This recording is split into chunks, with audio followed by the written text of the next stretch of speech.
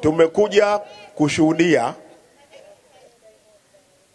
ama kumkabidhi mkandarasi barabara yetu hii. Kwanza kabisa niwapongeze sana kwa uvumilivu wenu, lakini kuendelea kukiunga mkono Chama cha Mapinduzi. Chama cha Mapinduzi mmekiunga mkono, pamoja mlikuwa na kero mbalimbali, lakini tulipata wenye viti wa mtaa, tulipata kamati za mtaa, lakini tulikuja kwenu wananchi na wanachama kuja kuomba ridhaa ya kutupa kura ili tuwaletee maendeleo. Na maendeleo leo ndio haya ya barabara. Hakuna asiyejua